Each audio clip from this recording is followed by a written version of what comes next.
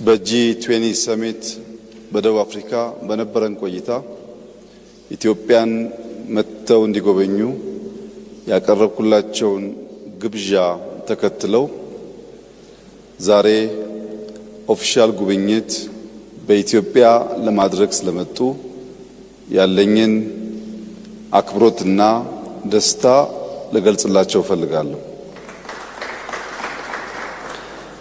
ክቡር ፕሬዝዳንት እንዲሁም ከሳቸው ጋር የመጡ የዴሌጌሽን አባላት ወደዚች ጥንታዊት የሰው ልጅ መገኛ የኮፊ አረቢካ መገኛ በአፍሪካ ብቸኛው በቅኝ ግዛት ያልተገዛች ሀገር ከፍተኛ ክብር እና ኩራት ያላት የማደግ ተስፋ ያላት ከሁሉ በላይ ደግሞ የአፍሪካ የፖለቲካል ካፒታል ወደ ሆነችው አዲስ አበባ እንኳን በሰላም መጣችሁ። ቆይታችሁ ያማረ የሰመረ እንደሚሆን ተስፋዬ የላቀ ነው። ዛሬ በነበረን የሁለትዮሽ ግንኙነትና ንግግር በአንዳንድ ወሳኝ ጉዳዮች ላይ ከፕሬዝዳንት ጋር ተግባብተናል።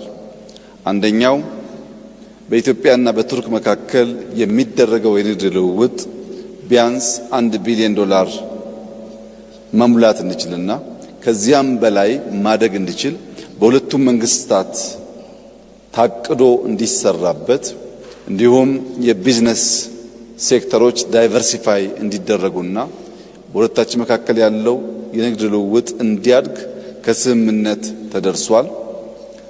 በተለይም የቱርክ ሁነኛ ኩባንያዎች ወደ ኢትዮጵያ በመምጣት ኢንቨስት በማድረግ ለሀገር ውስጥ ገበያ ብቻ ሳይሆን ለአፍሪካ ገበያ ኤክስፖርት ማድረግ እንዲችሉ በትብብር እንድንሰራ ተጨማሪ ኢንቨስተሮች እንድናመጣ ተነጋግረናል።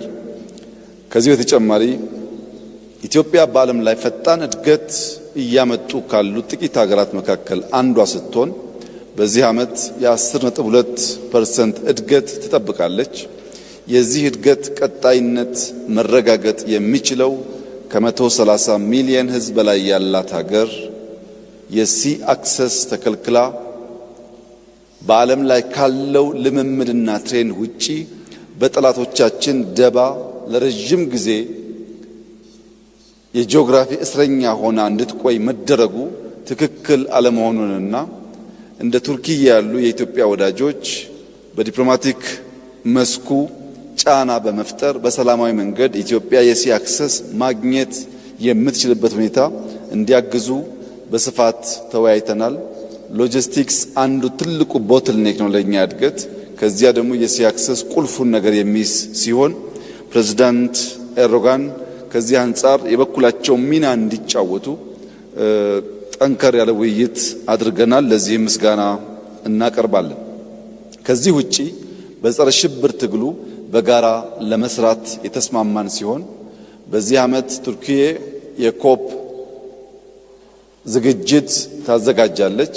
በሚቀጥለው ዓመት ኢትዮጵያ ከቱርኪዬ ትረከባለች። በዚህ 2 ዓመታት በሚደረገው የኮፕ ዝግጅት ውስጥ የልምድ ልውውጥ እና መደጋገፍ እንዲኖር ተስማምተናል።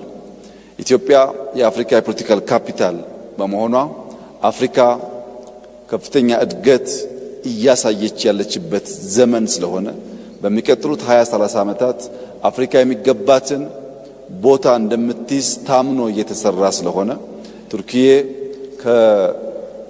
ከአውሮፓ አንጻር እና በኤዥያ መካከል ባላት ጉልህ የጂኦግራፊና የኢኮኖሚ ሚና የአፍሪካ እድገት ውስጥ የበኩሏን ሚና እንድትጫወት ብዙ ውይይት አድርገናል፣ ተግባብተናል። በመጨረሻም በኢትዮጵያና በቱርክ መካከል ከጥንት ጀምሮ የነበረው ዝምድና ወዳጅነት አሁንም በመከባበር በመደጋገፍ አብሮ በመስራት ወዳጅነት ለማጠናከር በእኔና በፕሬዝዳንት ኤርዶጋን መካከል ከስምምነት ተደርሷል። ከሞላ ጎደል በሁለትዮሽና በመልቲላተራል ጉዳይ የነበረን ውይይት እጅግ ውጤታማና ፍሬያማ ነበር። ፕሬዝዳንት ጣይብ ኤርዶጋን ይህንን ሪጅን በደንብ የሚገነዘቡ በዚህ ሪጅን ውስጥ ኢትዮጵያ አንከር ሀገር መሆኗንና ሚናዋ መወጣት እንዳለባት የሚያምኑ በመሆናቸው ንግግራችን እጅግ የተዋጣ ነበር ማለት ይቻላል። ለነበረን ቆይታ ላሎት ኮሚትመንት ኢትዮጵያ እንዲሁም እኔም ከፍተኛ ምስጋና ላቀርብ ፈልጋለሁ።